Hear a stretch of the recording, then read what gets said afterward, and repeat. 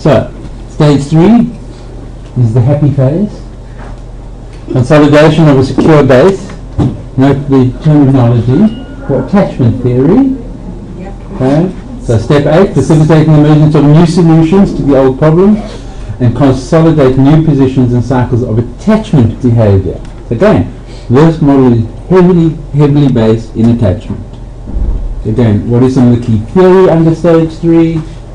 What are the 2 steps and the skills in each of the stage?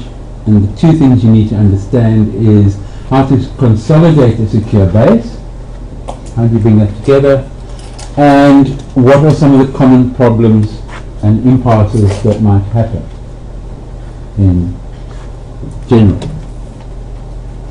So this is broadly the termination phase.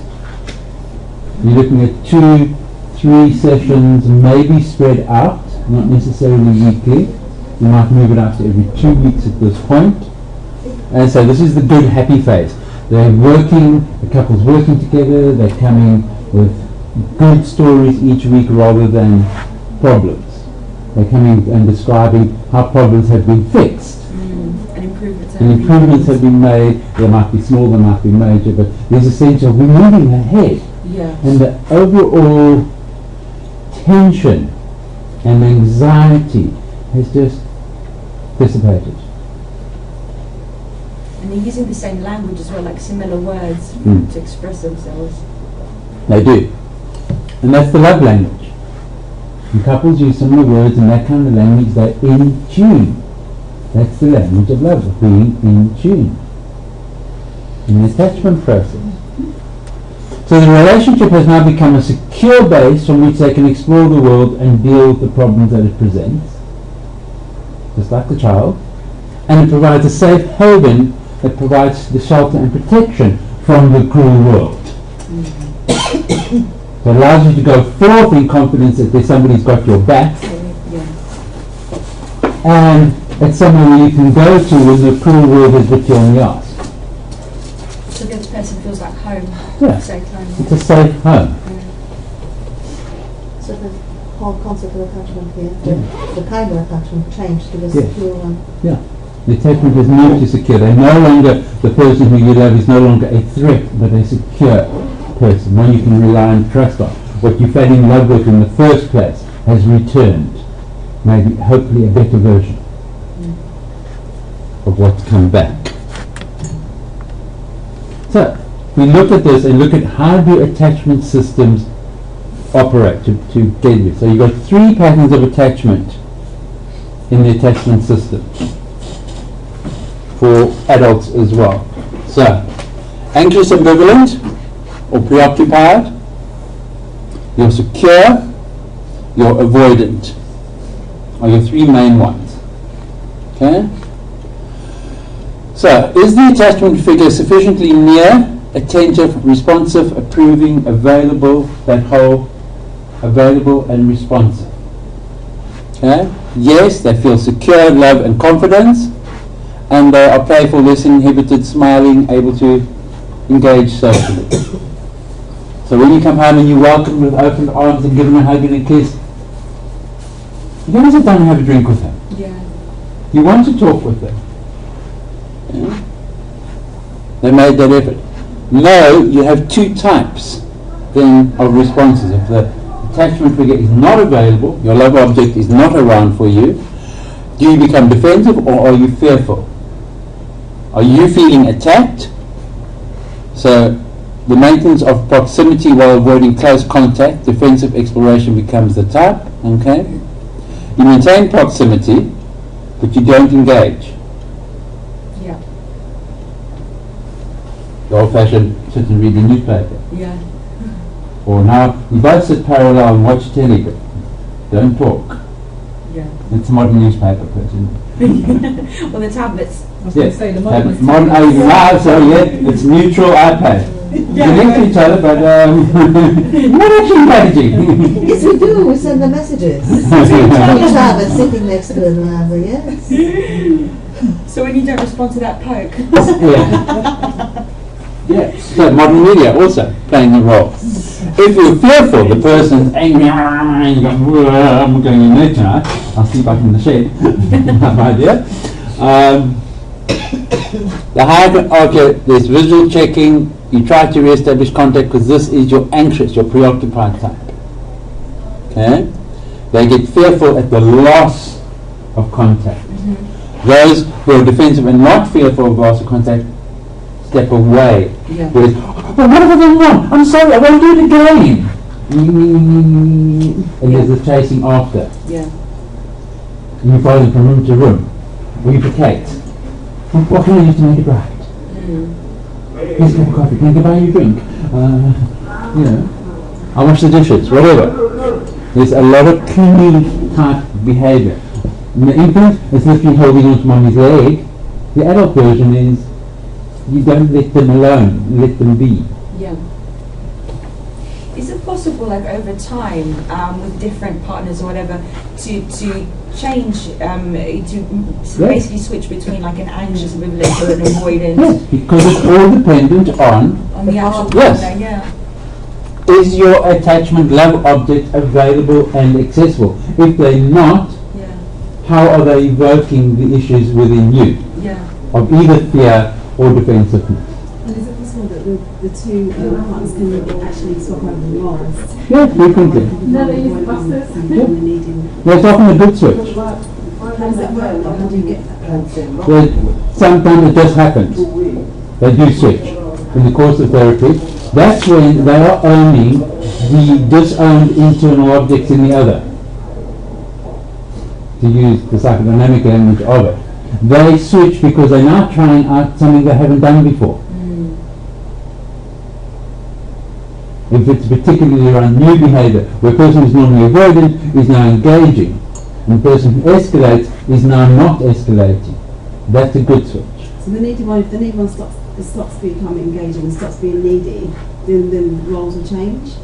Yes, because I'm not allowed to show my neediness. There's safety. Invariably, when that switch is happening, the attachment secure base is being repaired. So I can now, instead of being avoidant, say, I need you. Yeah.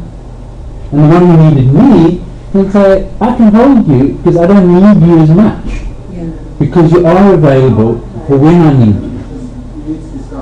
It balances itself somehow. Balance it. So that's a good sign when a switch often happens. Now also owning the disowned part. She can now get angry, and using the case example, she can begin to own her own anger that she's been using as an avoidance strategy. Now he's the one who's angry, I'm not, I'm protecting. When she's got a lot of anger that she doesn't own. So when she becomes angry, that's a good sign, not necessarily a bad sign. It's about owning those disowned parts. So it all comes back to the accessibility and responsiveness of the love object, of the love figure, of the person whom you feel most safe or not with. And that can vary because they can be in different spaces, and so they can trigger different responses. But invariably we have our typical pattern of response coming out of childhood. It's stable and long lasting. So if you've tended to be an avoidant as a child, you will tend to respond to the loss of the attachment figure from an avoidant position. If you are anxious as a child, you'll respond from the anxious position as an adult.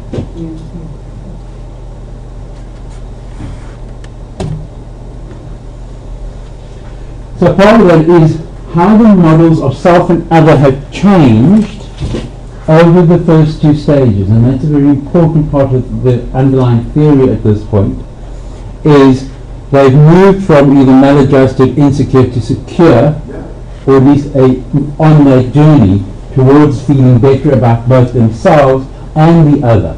Because if the other is now responsive, they can now begin to see the other as reliable, understanding, responsive, trustworthy and safe. Whereas previously they were unreliable, unresponsive, uncaring, unsafe, didn't understand me. Okay? So, and when you don't get a good response, you often see yourself as a negative, bad, unlovable, unsafe, undeserving, impotent. Now when you become responsive, you begin to feel good, safe, lovable, deserving, capable, that I can be loved by you. I can allow myself to be loved by you. There's a statement I once gave a couple, to the guy in particular, where I said to him, have you ever allowed yourself to be loved by her? Have you ever allowed it actually in? And he hadn't. He always had this wall up because he was really in avoidance. Others, his model of other were unreliable, dangerous, and I'll hurt you. So if that's your model of others, how should you let them in? Exactly. It's interesting because the top ones where I am are issues that quite frequently come up into personal therapy. Yeah. It's amazing to see how it just all makes sense.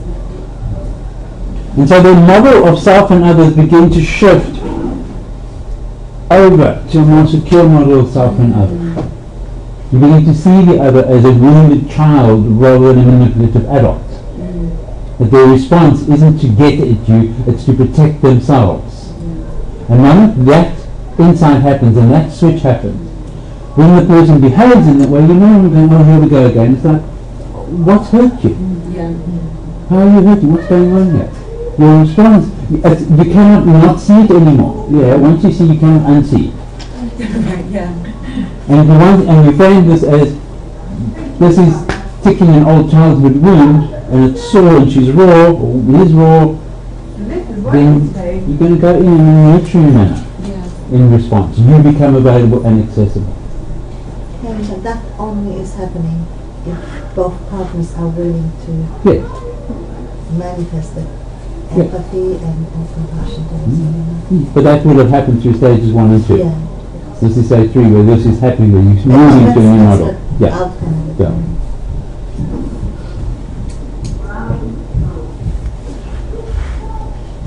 If the couples don't get counselling, that also can't take place. Genuinely not. Unless it's 2 counsellors who've done specialists in EFT. I think it depends on it depends on the kind of talk, the language, the clientship. If a couple gets together and one person's basically ready to be a secure type, they've had a good upbringing, haven't had any terribly bad experiences or whatever, and they secure and operate from a secure position, they are an available and accessible and responsive attachment figure. And somebody who's had a bad childhood, who's coming from either avoidant or anxious, can push that person mad, or drive them mad initially. Okay? How they do. But with time, hope that could in itself be healing. As they realize this other's always there, responsive, and their level of anxiety and defensiveness goes down. As long as they stay secure. And So if they know that security is not threatened, they're fine. Make it reduce. But not necessarily always. Some never process it. And so they stay in those positions, particularly the avoidant type, because they put the wall up, they've protected themselves. So why should I come up my wall? If you're there and you're consistent and you're never rocking the boat, great, we're just going to keep this. It's the anxious types who create the chaos and demanding, where are you, where have you been, what's going on, I need you. Particularly your more disordered personality disorders, histrionic, borderline, narcissistic personalities will create much more of attention and then can undermine the secure person. So if this person's secure and the other person's like, okay, will the other person start opening up then? So attachment is playing around these 4 elements: proximity, safe haven, secure base, separation, distress. How are they all interacting to create? Are they close? Proximity maintenance. Are they available? Are they there? Are they accessible? Are they a secure base to come back to and go away from? A safe haven, secure base journey. Can I go out and can I return? And the key element is, for children, is the separation distress, Nursery school. How does the child go to nursery school? Crying and kick in and scream. Crying, kicking, and Yeah. screaming, or Don't leave me. Yeah, you have the two different types. It's like, don't leave me, or like, yeah, see you later. Yeah. Sometimes you see that the parents are more needy than the child. Yes, that's true. Yes. The parent reasons are, oh, we're going to listen to that. Making this It's all right, and then they make it worse, and then the child starts. And the child doesn't respond to their separation distress because mother is anxious, and they have had a child not for the child's sake, but the child has to feed them. Yeah. They've had it for the wrong reasons. That's what in psychoanalytic terms is called the narcissistic extension of self. Ah, there you go. Yes. It's a little mini me, Yeah. and you're there to make me happy, not for me to take care of you. Very pathological. My children little, and there's the same thing when she, like the relationship was really close, but she would be crying, he'd be crying, they'd be both Both crying, anxious. and this is every day. Oh my You know? God. That is so Very unhealthy. So, and in adults, you've got the same processes happening, and the separation distress, or otherwise known as in adult terms, the attachment injury, Yeah. is where one of the key elements lie. How do they come together? How do they go apart? Is the separation distress. Yes, So this is all around a relationship. Yeah. If you're looking at relationships from an attachment model, these are the four cornerstones that build that relationship. And this is what you have hopefully, by stage 3, this is what you're building to. That there is proximity, they're available, accessible, they are safe and secure, to go to or go from, and that their separation and coming together and going apart is dealt with in a way that doesn't cause distress. Is that the proximity? Yeah. So I can't just get up at 6 in the morning and go off to the allotment and work for a couple of hours and then come to work and not wake up my wife. I can come home and have my head taken off. Because it would generate distress for her because I'm leaving without saying goodbye and she hasn't had a chance to connect and then disconnect in a way that holds her. Yeah. That would cause separation distress. Yeah. So if I am going off to the allotment early in the morning, I let her know, she wakes up, makes a cup of tea together, we have a cup of tea together, then I go off. We have a ritual, an attachment ritual that allows it. Could you let her know the night before? That's what you Yes. So that would be okay. No. You don't have to. Oh, you still have to wake up. So I have to wake up and have a cup of tea and a little cuddle and chat and then I can go. So you have that connection, you know, so you have that, yeah. Yeah, it's a connection point. So it reduces her separation distress. But are you doing that for her need, or are you doing that for her, doing it because you want to do that as well? Both things. Okay. I do it because she has the need, because it meets my need of less aggravation later on. Yeah. I'm quite an avoidant type, it won't bother me. So if you didn't meet her need, you wouldn't be doing it really, would you? No. So this is about being an accessible and responsive partner. Yeah, that's it. You have to meet the attachment need of the other. That's her attachment need. Yeah. So is that proximity maintenance how you maintain the separation distress? Yes. So they all interrelate. Okay, so if you look at the 4 core attachment styles, as children and as adults in each one of them. Okay? So you've got secure, ambivalent, your anxious type, your avoidant type, and your chaotic type. I couldn't find why they had 8, 6, only as adults. Okay. Oh, okay. In working with couples, you're mainly working with these 3. If you have a disorganized, you're looking primarily at a personality disorder and severe abuse, neglect, or something that's gone seriously wrong in that person's life. So, as secure, as adults, they can have trusting, lasting relationships, tend to have good self-esteem, comfortable with sharing feelings, they seek out social support. Okay? There's variations in terms of the children. So you can see how they map over from the child to the adult. In the ambivalent or anxious, they're reluctant to become close to others, they worry their partner doesn't love them, they become very distraught when the relationship ends, or any threat to that loss. Whereas the avoidants have problems with intimacy, they don't come close, they have little emotional, social, and romantic relationships, unwilling to share thoughts and feelings. They cut off, they walk. And your disorganized are a real mixture of avoidant and resistant and all over the place. children act as caregivers, and are quite difficult. As I say, adult versions of that is personality disorders, mainly borderline. So what is your attachment style? There's a link there, so go and do it for yourself, but let's do a little class one. Okay. Or is it like a quiz? Yeah. Okay? Attachment styles and close relationships. There's one that takes 10 minutes, the one that takes 4 minutes. Let's just do with B. Right. We're female in this class. What age are we giving? 53. Right. We're 53. Country of residence? UK.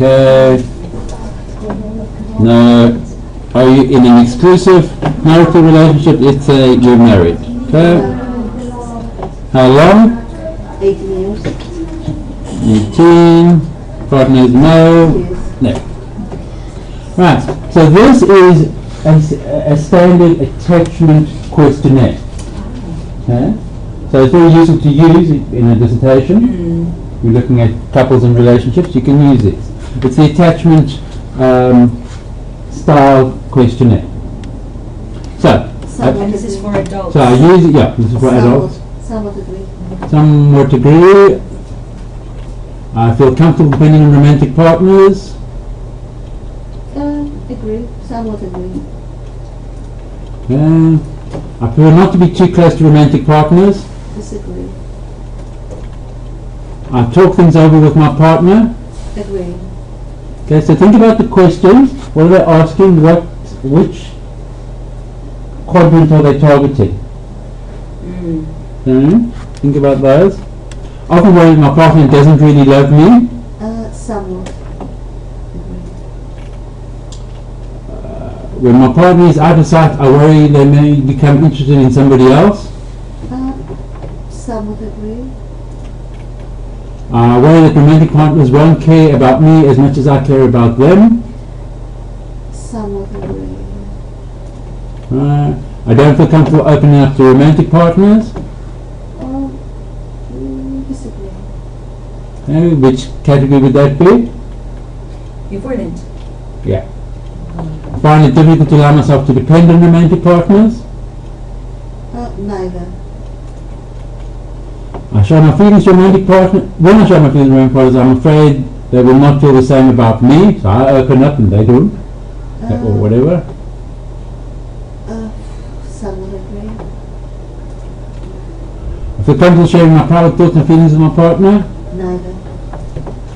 My desire to be very close sometimes scares people away. Somewhat agree. I find it easy to depend on romantic partners. Neither. Okay, which category is that, do you think? Oh gosh. Secure. Secure. It helps to turn to my romantic partner in times of need. Somewhat agree. I find my partners don't want to get close as I would like. Neither. So anxious. I tell my partner just about everything. Neither. Find it relatively easy to get close to my partner. Neither. What group is that, do you think? Secure. Yeah. I don't often worry about being abandoned. Somewhat disagree. What group do you think that is? Secure. No. Or avoidant, actually. Avoidant. Yeah. Yes, That's a yeah. Avoidant. of They don't course. worry about being abandoned because they are abandoned. Yeah. That's right. Avoidant. Yeah.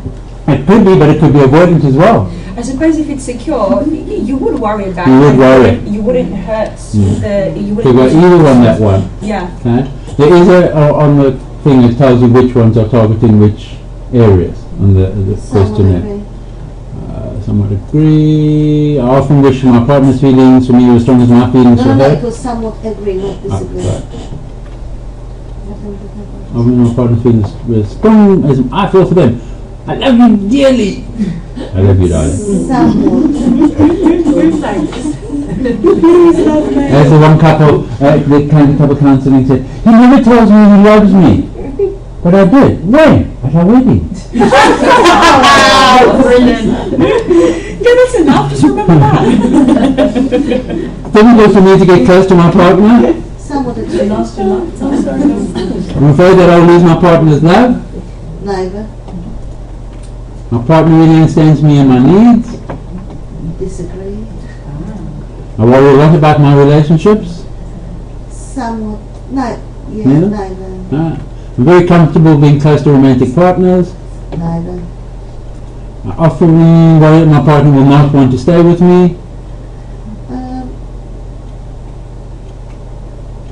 Somewhat disagree. Would that be anxious? My partner only seems to notice me when I'm angry. That's a good question. Neither. That's anxious as well. I worry that I won't measure up to other people. Somewhat agree. Not good enough. I really worry about my partner leaving me. Agree. No. Somewhat disagree. Yeah. Makes me know that I don't get the affection and support I need from my partner. Neither. My romantic partner makes me doubt myself. Somewhat agree. It's easy for me to be affectionate with my partner. Neither. Sometimes romantic partners change their feelings about me for no apparent reason. Somewhat agree. I'm nervous when partners get too close to me. Disagree. I prefer not to show a partner how I feel deep down. Disagree. I get uncomfortable when a romantic partner wants to be very close. Disagree.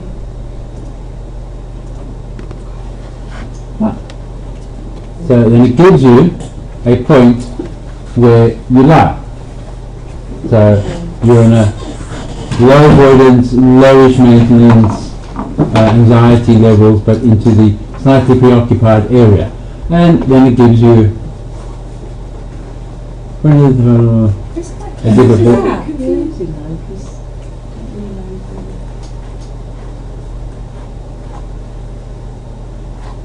So you've got attachment related anxiety is 4, Almost 5. okay, and avoidance score is 3, that axis, so that's 3, 4, and that's how it plots. So it's not a straight line, you're a continuum between any one of these, so you can occur anywhere around this. So all of these questions lead to defining. You can even ask your clients to do them, and you can get a much, okay? Kevin, in the essay for the treatment plan, could you say that you could include stuff? If you can identify that you hypothesize, or from what you can see they are avoidant, anxious, whatever, put that in. You can identify it. Would that be at the start? Yeah. That will be part of your assessment process, what attachment style are they. Again, depends on the model you're using for that.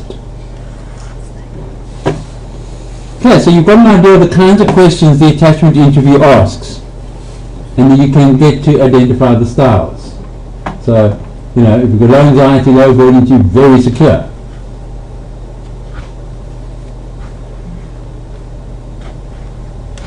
That's so cool, that little test. Just plop it in and then boom, gives you an answer. So the link's there, so go and do and see where you all lie for yourselves. Yeah. It's difficult to do it once you understand attachment theory. So you can say, well, how into that? We put the right answers. Oh, secure, that's a surprise. I want to be secure, I want to be secure. I don't want to be that. I want to be that. So it's a little bit biased, but it can be. So stage 3, the steps are consolidating new solutions, finding new solutions to old problems, and consolidating the picture.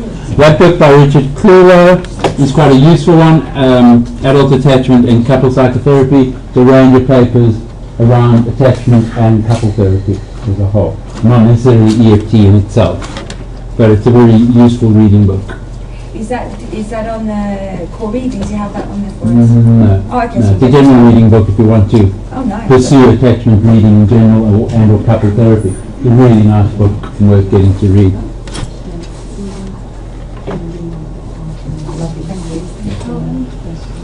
No, Jane's CD. Yeah? Do you think she... No. It hadn't been because this is new. So the readings aren't on Jane's CD, but there will be attachment readings possibly on that. General readings demand attachment. But you can use them if they're later. Yeah, absolutely. Use readings from other modules. So the idea in step 8 is new solutions are in stock. You begin to find new ways of engaging with the old problems. Okay? Yeah. So when this happens, issues somehow become much more simpler because they no longer evoke the attachment fear.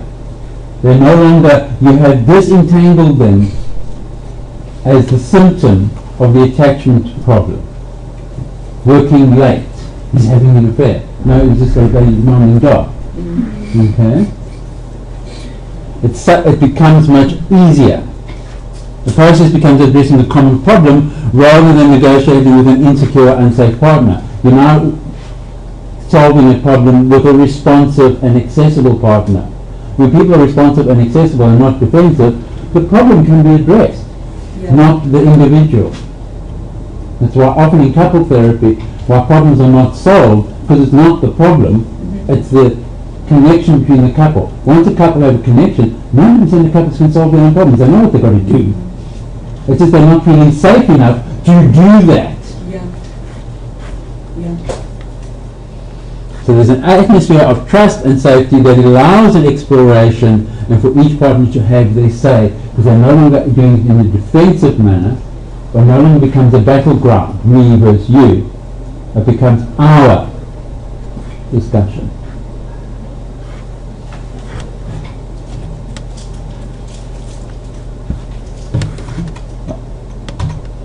Thirdly, they spend less time and energy in regulating the negative emotions and protecting themselves so they can solve things more effectively, which is what I said. The nature of meaning problems the partners face change as a result of the change in the relationship. So I said long office hours no longer take a negative meaning, but it's positive for him as having a demanding job. So the reality of the situation is looked at. He no longer has to stay in his man shed to avoid you. Actually, he has a hobby, and you encourage his engagement in the hobby, but that is balanced against spending time with you. Yeah. And not just using it to avoid the situation. Yeah. Whereas maybe that would have been interpreted, he doesn't want to be with me. No, he's got a hobby.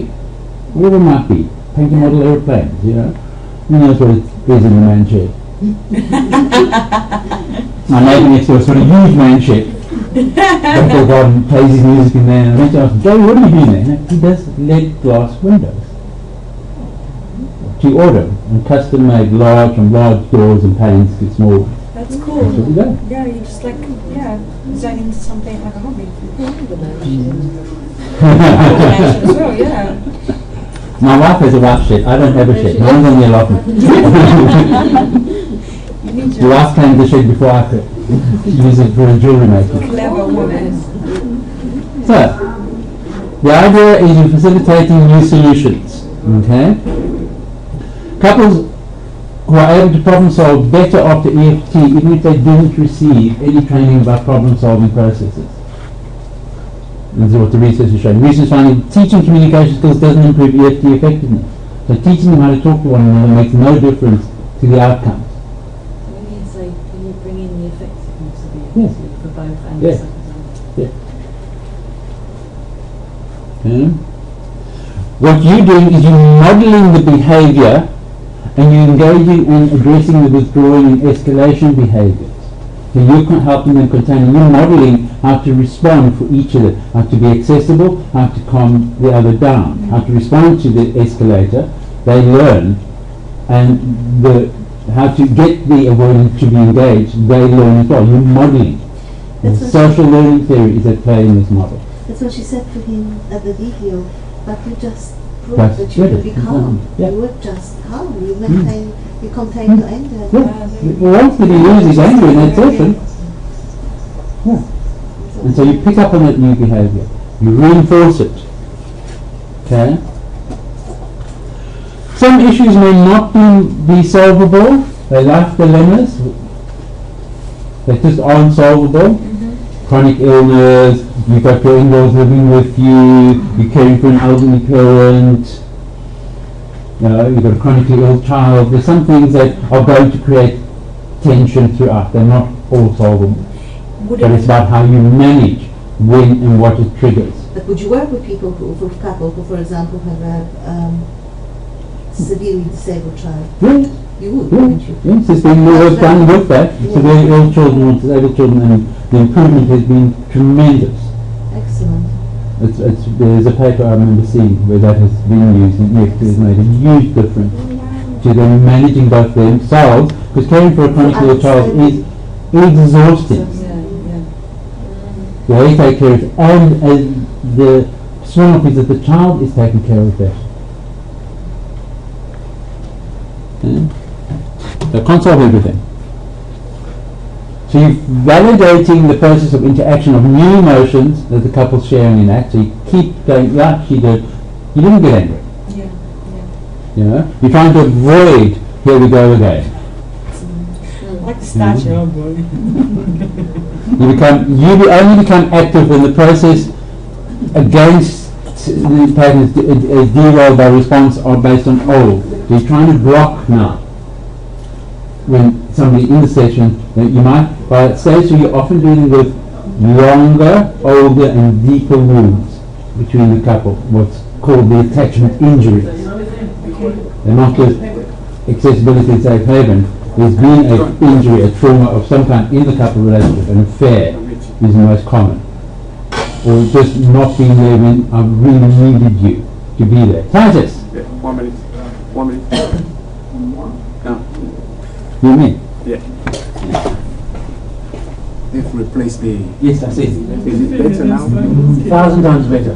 Thank you very much. Okay, come along. No, that's all right. Yes, 1,000 times better. We're all very grateful. 1,000 Okay, better. that's I mean, all right, you can just, you can see it Very, yeah. from the back. Okay, all right then.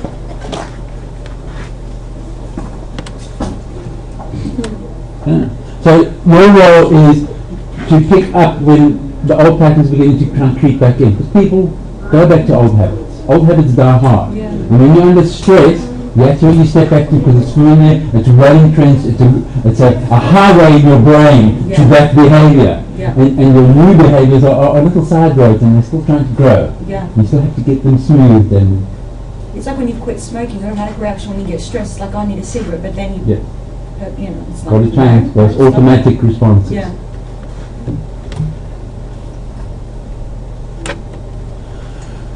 So in step 8, you're picking up and reinforcing new behaviors that you're seeing emerging. Like in the video where he turned to her rather than talking to the therapist, that's a new behavior. It's subtle things that you pick up on. Small things. And the couples will be coming in and talking about how well the week went rather than how bad the week went. It's like reinforcing a child for their good, Yeah. the things that they've done. A lot of reinforcement here. Okay? So, the step 8 and 9 really flow into each other. They're not quite distinct steps per se, but it's just to distinguish between the two elements that you're trying to do here. You're trying to consolidate the new steps, the new dance steps, to translate these also into everyday life. Okay? You catch them creating a new positive cycle. Okay? And consolidate a new complex dance steps to the new music of the relationship, as one might put it. What that second point's saying. Let's dragon late at night for you.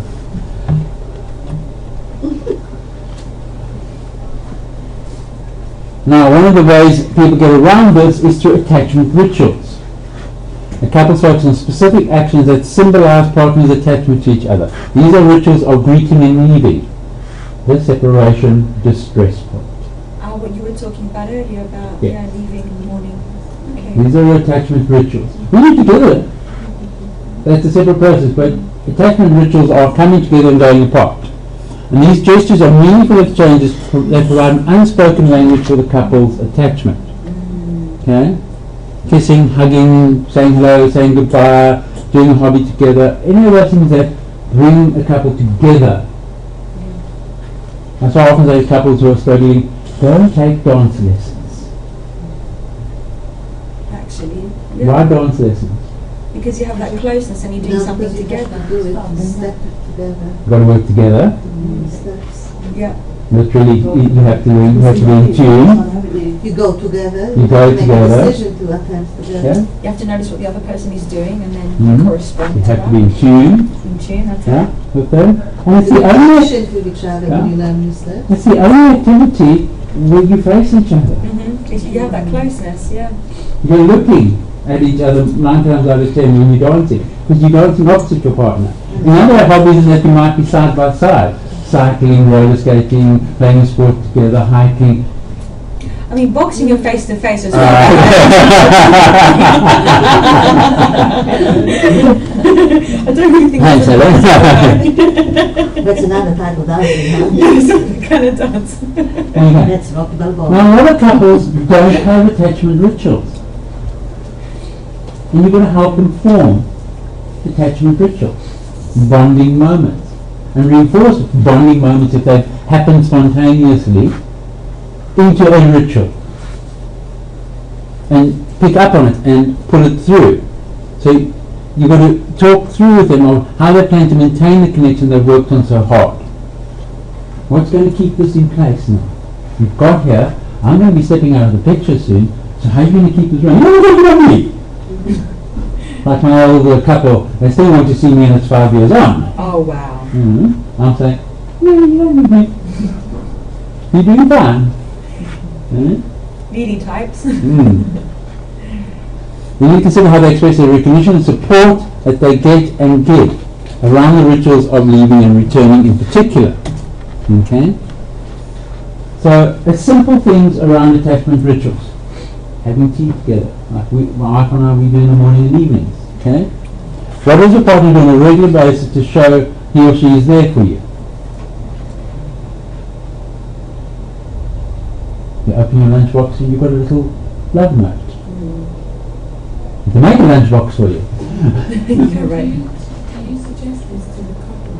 Yeah. Or say if they haven't done counselling, can you suggest You need suggestions. When you work with what they do, on, well, how can you build in a coming together and going apart process that makes you feel secure? And when they start, if they start doing it and it doesn't work, You guide them to make it work. So what went wrong with it? And you keep going back to the attachment moment of what's breaking down and looking at who's avoiding and who's escalating. What if the person who wants to keep the relationship wants to do it and the other person... Then you know, this is stage 3. They're not ready. They're still at stage 2. Okay. Because both This is people want stage it. 3 behaviour. They've moved beyond that. Okay. You won't do this in stage 2. This is only stage 3. Okay. Yeah. Not necessarily. Some just don't have attachment behaviours. If they avoidant, both avoidant, they're not going to have attachment behaviours. They're used to living parallel lives. And also, you're right. because at the You beginning- develop them into a new secure base. They become more accessible. You work with what they are presenting, behaviours and things they do together. Yeah. Huh? What do you do together? What? Nothing. What would you like to do together? Nothing. Well, you've got pretty little to go on. So why wouldn't you want to do something together? Yeah? So how is it that you come together? And in the course of the therapy, they would have shown you their connection points, because you wouldn't be at stage 3 without that. You'd still be at stage 1 and stage 2. Yeah? So you've got evidence to build and use both in the session, not what they just come and tell you. You've seen the new connection behaviours in the session. It might be simply putting the hand in the partner in that time. Yeah. Or even That's a just new turning- attachment behaviour. Yeah. Or even turning So to how are you going to do that when she's upset at home? Yeah, are you going to be able to give her a hug? To sit and hold her hand? How would you allow him to hold your hand or give you a hug when you're upset? When you build that process in. So, when do you make time to remind yourselves of the connections you share? If you cannot use words to tell them that you really care about them, how would you show it? How would your partner know you were on his or mind if you were away? These are the kinds of questions you can ask them to trigger attachment rituals.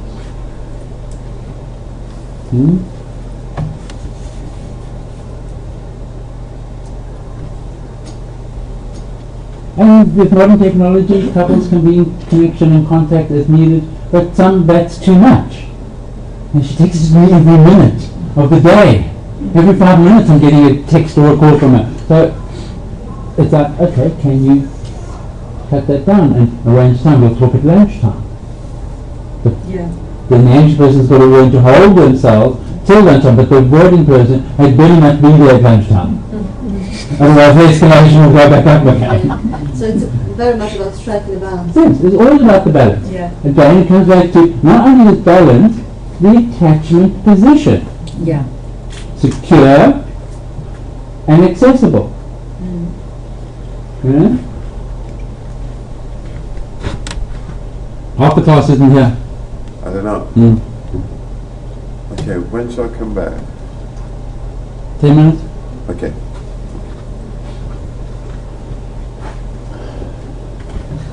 Lost track there. Some of you have good all today. I know, everyone's kind of like walking past. Everyone's in holiday mode. I'm not. I know. So in step 9, you're finding that helping you construct patterns, you're consolidating them, the therapist helps the couple construct coherent and satisfying narrative. This is the word, narrative, which captures the experience of the therapy process and a new understanding of the relationship. There is a therapy called attachment narrative therapy. Oh. And what does that entail, if we have time? This process. Oh, right. Looking at how the story builds connection or disconnection. Is it still talking about?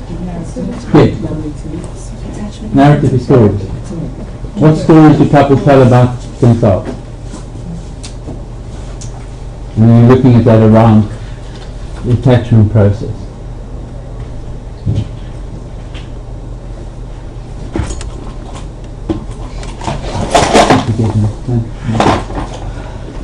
So you're looking at creating a new storyline.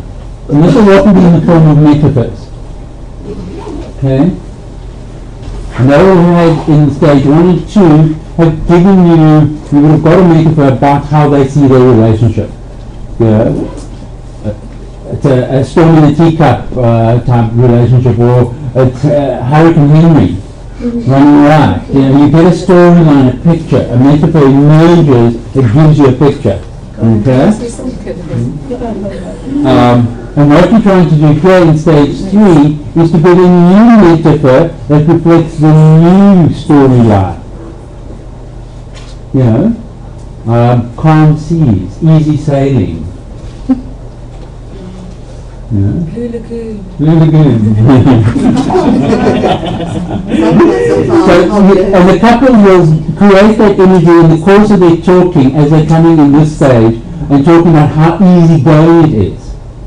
And then you ask them, how would you what would you call this now, this easygoingness? Oh, we're in step, we're singing in the rain together, or whatever. They come up with these kinds of things, and we've got a new picture. So they've got a picture they can contrast against. And images just work much more strongly than just words. And it's an emotional picture, not just a cognitive process. Yeah, I've got a friend. She keeps coming back to me because she knows I'm studying counseling. And she said, it's like ongoing thing. And the lady told me, they've got 3 children. She said to me, as soon as the husband comes from work, he just go and start, he goes on the internet and he doesn't talk to him, her and everything. So she was worried and she kept on complaining, but I just told her to just exercise this and then wait.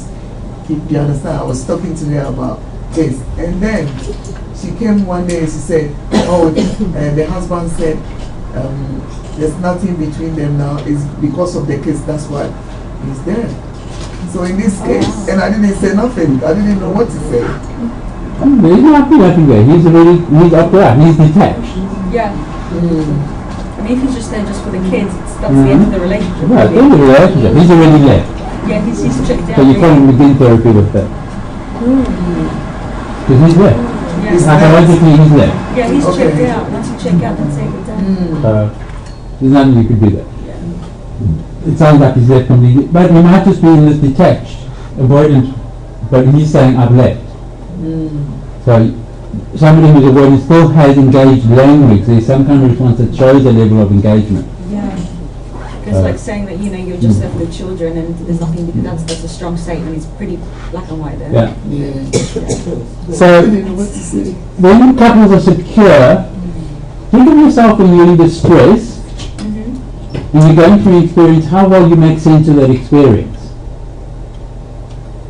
You don't. No, not really. It's scattered a bit all over the place. You don't process it very well. But when you're secure and you go through an experience, you're able to make a more coherent story because you're not defending against the world, you can experience the experience. Okay? And that's what you do. When a couple are able to make a coherent narrative, it's a sign of good attachment and attunement. This creates a sense of closure and reinforces the changes. So when a couple is able to come and talk about their relationship in a secure, positive storyline, they are demonstrating attachment and security. Okay? And you differentiate this from the past ways and reinforce the new behaviors throughout and highlight the potential of the relationship to protect and nurture them in the future. So you've got to look at how are you going to carry this forward? How is this going to protect you from other things in the future? What do you see happening coming up? And how will this help you get through it? So I've got teenage kids. When the teenage kids leave home in a few years' time and it's just the two of you, what then? But for some, it's a panic. Yeah. It's a relief for some, but for others, it's a scary moment when kids leave home. Not allowed to. So you do make a comparison. You Yeah. mentioned that in the In the therapy. beginning, remember how you were? How you are now. Storming, hurricane storm, and now I'm really good. So you do emphasize it, Yeah, bring you it up. emphasize it throughout of the change. So Rachel wants to see the change. Because it's like looking at yourself get old.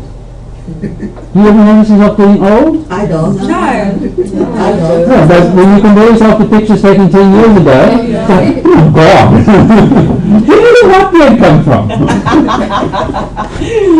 Same idea. Couples will notice that they've made changes and have improved, and they will still pick up on negatives rather than seeing the massive shift they've actually made. They constantly highlight the big differences, but also some of the subtle differences throughout. So, 5 parts of a secure marital attachment narrative. So this is how you look at the different elements that form the attachment narrative of the story. You need to try and get all these elements into it. So you help talk and weave the story for them. The couple's ability to handle negative affect, a clear expression of value for the relationship, minimal defensiveness, able to discuss problem areas, how they contribute to each part, my role, your role, rather than you do, I do. It's we do. Okay? We look at the personal growth that has come from it. Okay? So those are the 5 elements you need to bring into the dialogue in stage 3 to help formulate this both as a circular, recurring process to reinforce that and the attachment behavior. And these markers provide the therapist the means to assess the security of the couple's relationship in narrative terms. You're looking in terms of the storyline they're telling. Is it good and positive, or are there negative elements as well? So termination is the key component of particularly step 9. You're looking at what will happen without therapy and going forward. Here's about relapse. So the goal is for the couple to leave therapy not only non-distressed, but able to maintain an emotional engagement that will allow them to continue to strengthen the bond between them. So it's your standard relapse prevention. You might move the sessions a bit out every 2 weeks and then once a month and then stop. Yeah. Yeah? It's like a check-in, Yeah. really. And you're constantly dealing with how they handle it. So what it would look like at the end is attachment suggests that adults have a sense of security that fosters curiosity and openness essential for adult intimacy. So they're open, they're curious, they're connecting. Negative interactions, that should be interactions, are more fluid and processed, not into action. Interactions. Negative interactions have less impact on the way the relationship is defined. It's difficult to identify fixed rigid patterns of interaction anymore. Positive interactions are more apparent, and they both are a safe haven and secure base, allowing the true self to come to the fore. Here's the Rogers elements in the model. Okay? So, the end of therapy, what you're looking at are four elements. Emotional changes. Couples stay emotionally engaged in positive cycles of interaction. They can handle negative ones. Behaviorally, they're operating in a different way, being excessive and responsive. Again, the attachment behaviors. The relationship with these experiences is more supportive. Their cognitive thinking processes, they have new models of self and other, so they've moved from insecure model of self and other, I can't be loved, they can't be trusted, to I can be loved, they can be trusted. Yeah. Okay? Interpersonal, the negative cycles are contained to new positive cycles of enactment, and this in itself evokes more positive cycles. It's a self-reinforcing process. So those are the four elements you're looking for. And this maps with Gottman's 7 steps of 7 principles of making marriage work. Enhancing the love maps is what he calls it. Love maps. Yep. Cheesy, American cheesy, but it matches against this the process. Nurturing their fondness and admiration, again, secure and safe base. Turning towards each other instead of away. Accessibility, responsiveness. Letting their spouse influence them, being open to feedback. Solving their solvable problems, working together, stage 3 stuff. Overcoming gridlock, not staying in your entrenched positions, and creating a shared meaning. We have an identity as a couple, and we each have an identity as an individual, but we have an identity as a couple. Okay? Nearly done now.